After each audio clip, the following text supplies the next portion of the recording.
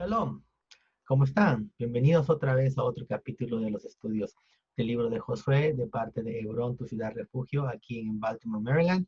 Y vamos a seguir continuando nuestro estudio acerca del libro de Josué o Yehoshua, su nombre en hebreo. Una vez más, esto es una serie de lecturas bíblicas que serán aproximadamente de 15 a 20 o 25 minutos, que la cual nos van a ayudar a seguir creciendo y seguir aprendiendo las maravillosas cosas que tiene la Biblia para enseñarnos y el contraste que tiene también con el Hijo del Eterno Elohim, Yeshua, o su nombre, como lo conocemos, Jesús. Ahora sí, entonces vamos a continuar con el capítulo 2 del libro de Josué. Hemos estado en el capítulo anterior leyendo el libro capítulo 1 y vamos a continuar entonces con el capítulo 2 sobre el libro de Josué. Josué es un comentario bíblico que hemos empezado a hacer en este ministerio para todo aquel que pueda eh, mirar nuestros videos y poder compartir, de poder mandar también comentarios, preguntas y de esa misma manera aprender juntos. No somos dueños de la verdad, simplemente somos personas que tenemos el anhelo de estudiar, de seguir estudiando, de seguir escudriñando y de seguir aprendiendo la palabra de Dios. Amén. Así entonces, vamos a ir entonces a Josué. Eh, este capítulo le llaman en muchas Biblias Rahab y los dos espías, ¿no? Entonces vamos a leer el capítulo de Josué 2:1 y dice, entonces Josué, hijo de Num, recordemos que su nombre de Josué inicialmente era Oseas. Oseas tiene que ver mucho con el profeta Oseas. Recuerden que la profecía de Oseas, como ya lo hemos mencionado en los capítulos anteriores, hablaba de que Dios le comanda para que se case con una mujer de no buen vivir, ¿no? De una mujer ramera que se llamaba Gomer y que tuviera hijos de prostitución con esta mujer, pero al final Oseas termina comprando a esta mujer para que no pecara más, ¿no? De la misma manera como nuestro Mesías, también de la misma manera nos compró con su sangre preciosa para otra vez retornarnos y ponernos de vuelta otra vez, tomarnos de vuelta para las bodas del Cordero.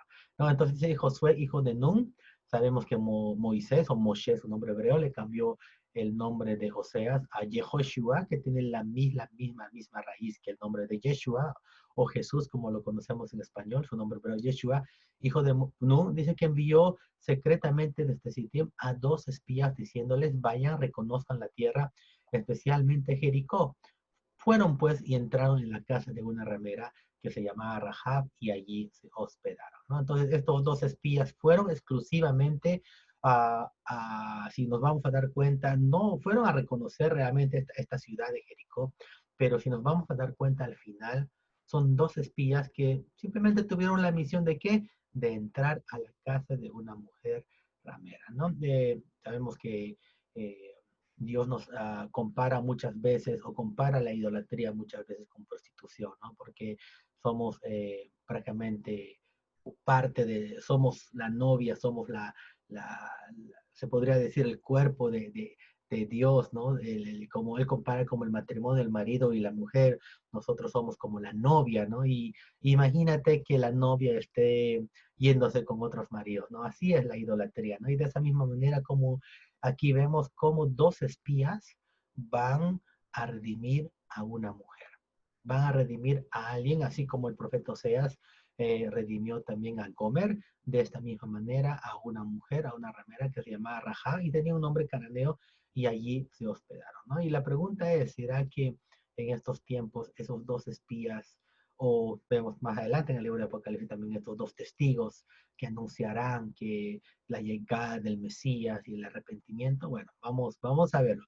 Entonces en el 2 dice, pero le dieron este aviso al rey de Jericó, unos hombres de israelitas han venido aquí esta noche para reconocer la tierra.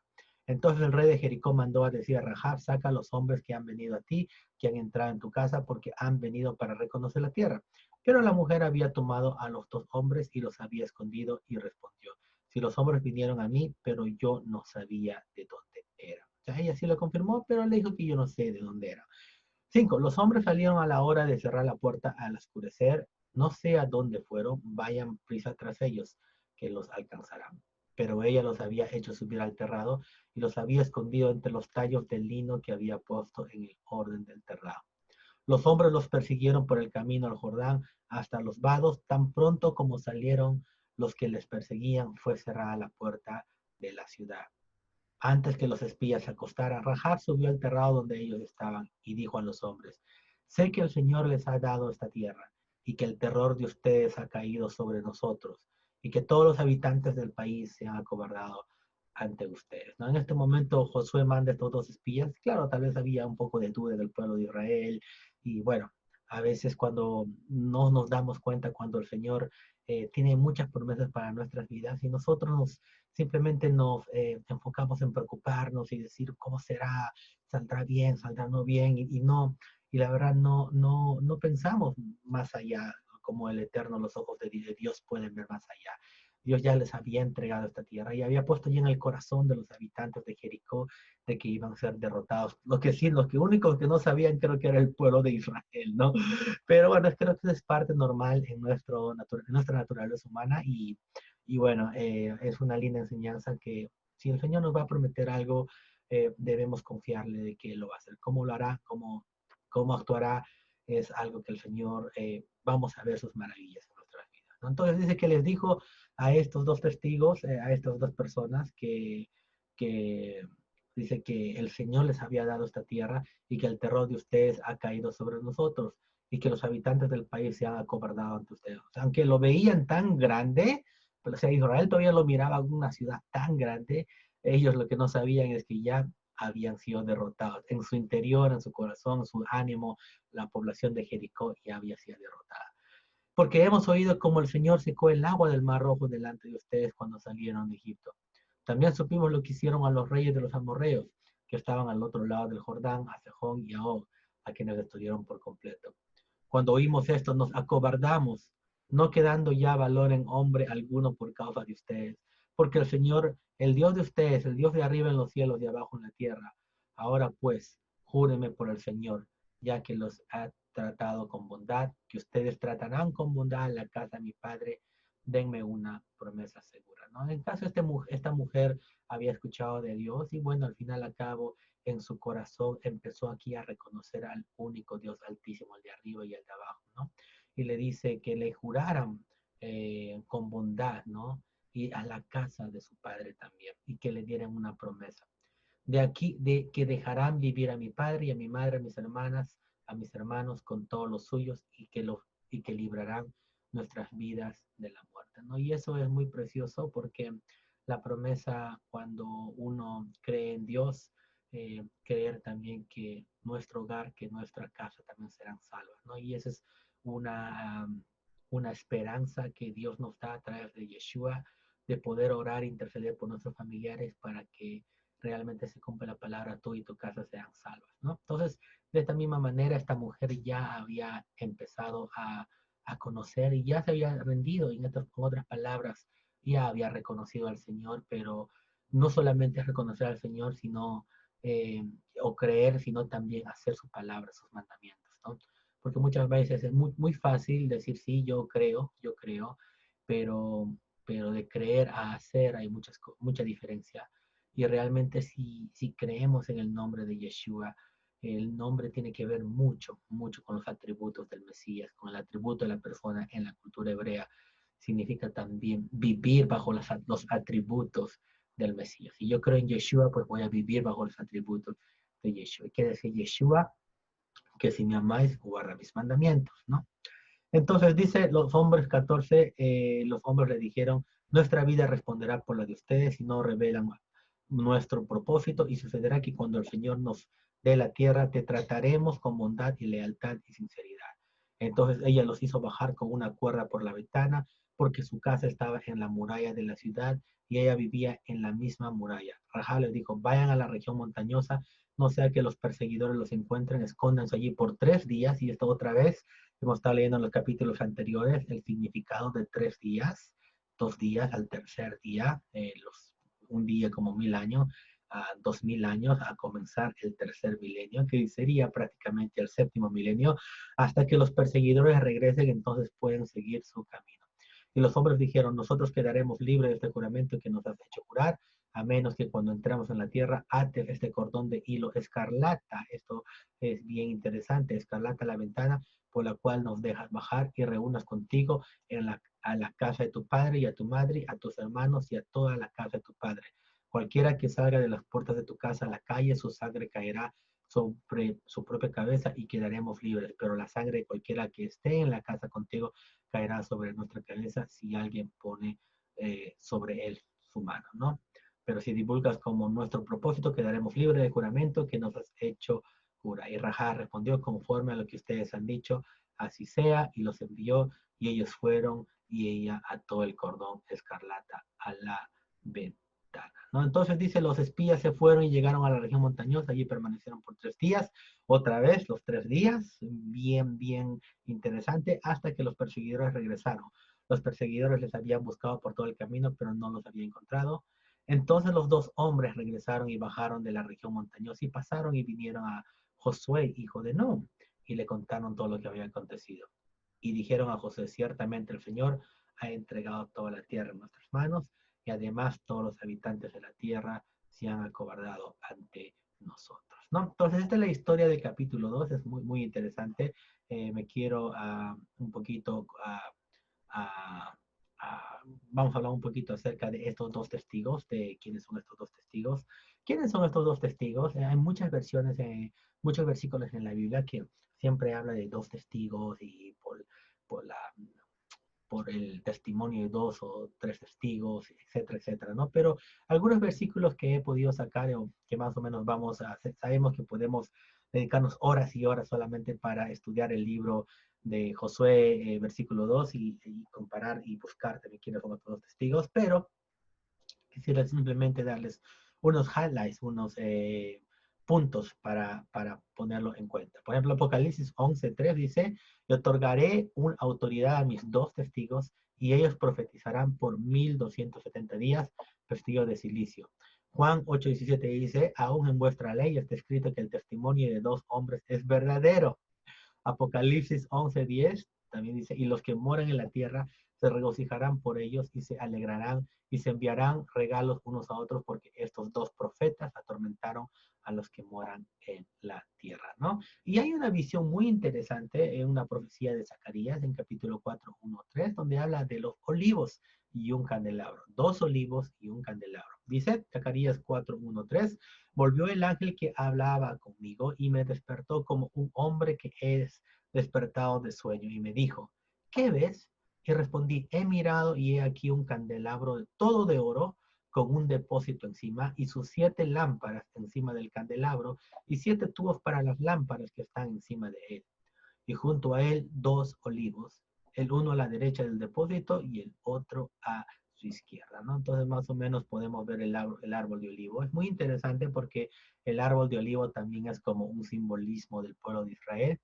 Un árbol de olivo tú lo puedes quemar, tú lo puedes romper o las ramas, le puedes cortar lo que tú quieras, pero las raíces perduran.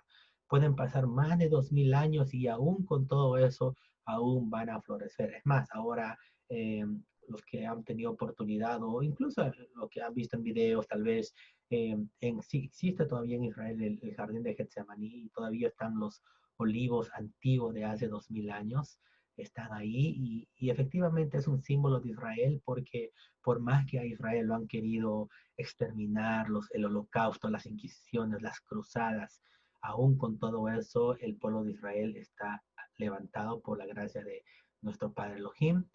Por eso es que dicen Am Israel Hay, que el pueblo de Israel vive. Y así, y saben lo que hace, a pesar de lo que ha podido pasar, este árbol de olivos sigue dando sus olivitos bien preciosos y de ahí sale el aceite más fino. Por eso cuando van a un supermercado, los aceites más caros son los aceites de oliva, porque la trenzadura de estos frutos, de estos olivos, de estos árboles, produce el mejor aceite. Así es la vida cuando Dios nos pone pruebas, cuando Dios nos pone dificultades, el resultado de pasar la prueba va a dar un aceite, pero unos resultados de muy hermosa calidad, ¿no? Y así es como estos 2 olivos, y bueno, ¿qué representarán estos 2 olivos? Y también dice que tuvo una visión de un candelabro o sea, 7 candelabros, y esa es una referencia a la menorá, eh, como podemos ver en Apocalipsis 1, que representa esos candelabros, y dice, y me volví para ver la voz que hablaba, está hablando Juan, ¿no? Que hablaba conmigo, y vuelto vi 7 candeleros de oro, ¿no? Acá podemos ver los 7 candeleros, 1, 2, 3, 4, 5, 6, 7. Dice que vio 7 candeleros de oro, y aquí le explica lo que realmente también significa esta menorá, ¿no? Y en medio de los 7 candeleros a uno semejante al Hijo del Hombre, vestido de una ropa que llegaba hasta los pies y ceñido por el pecho con un cinto de oro.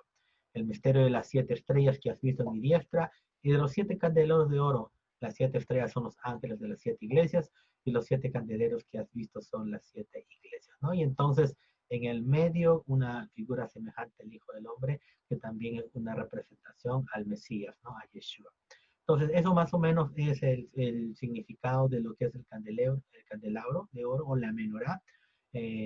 Recordemos que esto era un artefacto en la época de Moisés que pusieron para tenerlo en el tabernáculo, y bueno, ¿no? Es un simbolismo que el Eterno mandó a construir, ¿no? A Moisés, ¿no?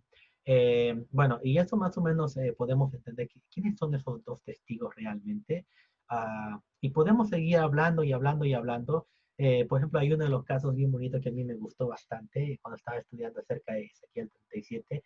Eh, Dice Jeremías, antes de entrar a Ezequiel 37, dice que en los últimos días, así en los últimos días, vienen días, dice Jehová, que en los cuales haré un nuevo pacto con la casa de Israel y con la casa de Judá. ¿Se acuerdan que la vez pasada estuvimos hablando acerca de estas dos casas, el reino del norte y el reino del sur, el reino de Israel, las 10 tribus, las 10 ovejas perdidas de la casa de Israel, que también se le llama Efraín? En la casa de Judá, el reino del sur, los que todavía permanecen hasta hoy, lo que le llamamos judíos, ¿no? Judíos vienen justamente de la casa de Judá. Dice que hará un pacto nuevo en los últimos tiempos con estas dos casas, no como el pacto que hice con sus padres el día que los tomé de su mano para sacarlos de la tierra de Egipto, porque ellos invalidaron mi pacto, aunque fui yo un marido para ellos, dice Jehová, ¿no? Y en Ezequiel 37 dice, los huesos secos, este fue un pasaje muy conocido. Dice, vino a mí palabra de Jehová diciendo, hijo de hombre, toma ahora un palo y escribe en él para Judá y para los hijos de Israel, sus compañeros, toma después otro palo y escribe para él, para José. ¿Recuerdan José? José, el soñador en Egipto, tuvo 2 hijos, Efraín y Manasés, y el papá Israel o Jacob bendijo al primogénito, pero puso su mano sobre Efraín. Y el hijo obviamente le dice, papá, pero él no es el mayor, él es el menor, Manasés es el mayor. Y el papá le dice, ¿no? Israel, ¿no? Le dice, lo sé, hijo mío, pero el mayor, el menor llegará a ser mayor, ¿no? O sea, su nombre Efraín, que significa fructífero, ¿no? Palo de Efraín y toda la casa de Israel, sus compañeros. Júntalos luego el uno con el otro para que sean uno solo y serán uno solo en tu mano. Y cuando te pregunten los hijos de tu pueblo diciendo, no os enseñarás de qué te propones con esto, diles así, ha dicho el Señor Jehová. He aquí yo tomo el palo de José que está en la mano de Efraín, ajá, y las tribus de Israel y sus compañeros, y los pondré con el palo de Judá, y los haré un solo palo, y serán uno en mi mano. Y los palos sobre el que escribas estarán en tu mano delante de esos ojos, ¿no?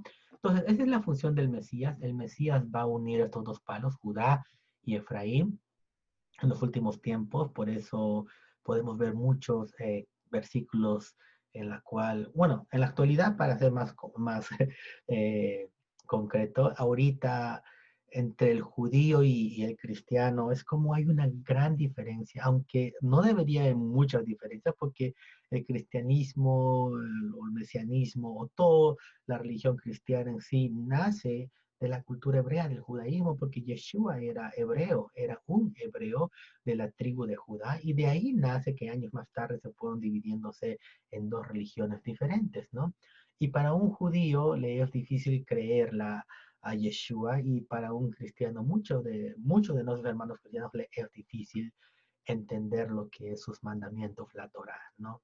Pero esta profecía dice que en los últimos tiempos Él va a unir estos dos palos y habrá un solo rey, un solo Mesías, un solo jefe, y seremos uno en su mano. Ejad Beyadi, uno en mi mano, serán uno en mi mano. Y ese es el propósito del Mesías, que ya no de los dos pueblos hará un solo pueblo, derribando la pared de separación que había, ¿no? Entonces, es muy interesante Efraín y Judá también. Eh, También podemos ver cuando, ¿se acuerdan? Los dos espías también que entraron a reconocer antes, en la época de Moisés todavía, a reconocer la tierra prometida, ¿no? Y dice que solamente dos espías dieron buenas referencias, más otros 10 se desanimaron, ¿no?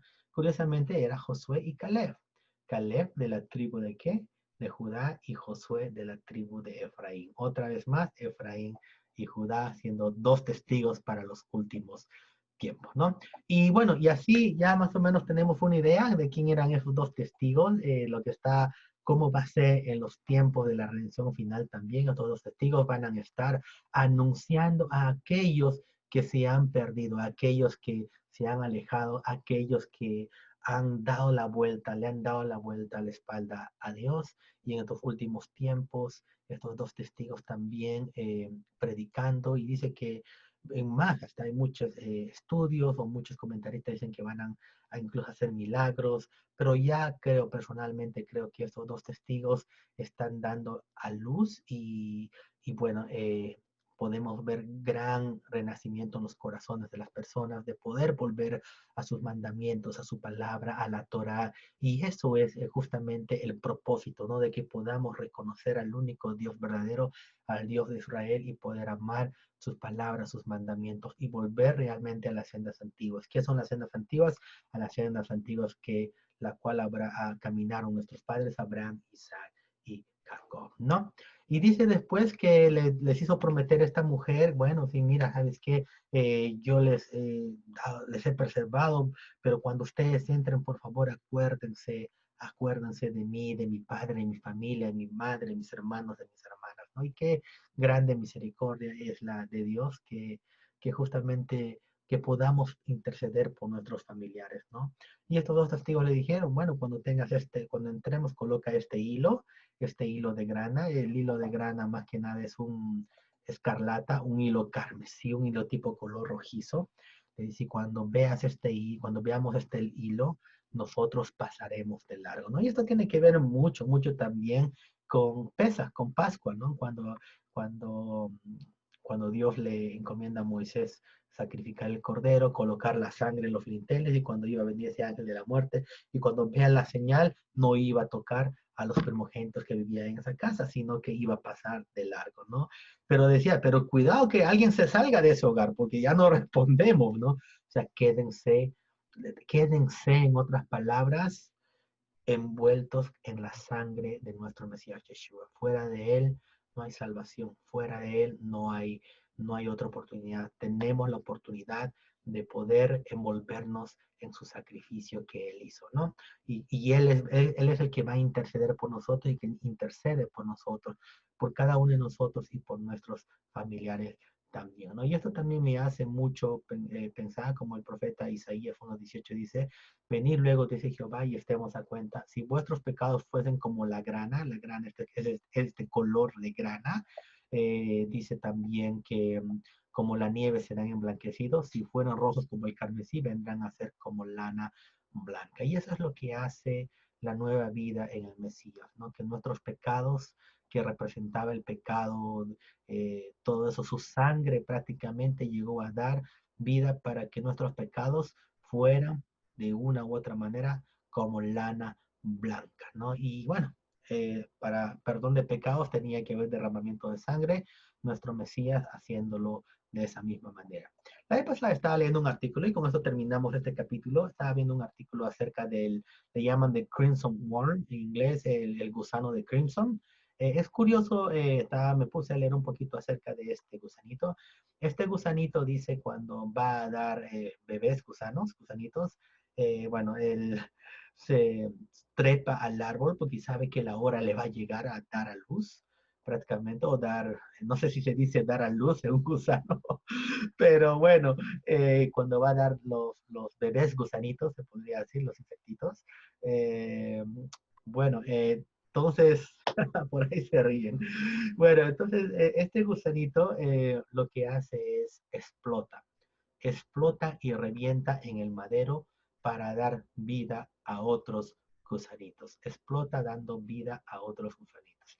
Ah, según este artículo que he leído, dice que esta mancha queda aproximadamente por 3 días en la madera, ¿no? Entonces, es un gusano muy peculiar que, una vez más, que sube este gusanito y explota dando vida a otros gusanitos, ¿no? Y de esa misma manera, como nuestro Mesías, subiendo a ese madero voluntariamente, muriendo, derramando su sangre para darnos vida y vida eterna, ¿no? De la misma manera, recordemos que cuando Yeshua estaba en el madero, una de las palabras que dijo, Señor, como dijo, perdónalos como no saben lo que hacen. Hay una de las palabras que me impacta bastante que él dice, consumado es, que en hebreo significa gamarti. Cuando él estaba en el madero, gamarti, consumado es. Y esa misma raíz es la raíz de Gomer. Gomer, la esposa de Oseas. ¿Qué significa Gomer? Consumado. Eso es lo que significa. Ya está. Compré a Gomer. Compré a esa que se iba con sus maridos, a la idólatra, a esa ramera por sus pecados la compré para que no peque más. Qué lindo, qué lindo. Vamos a seguir entonces estudiando más adelante este capítulo del libro de Josué. Espero que les haya gustado.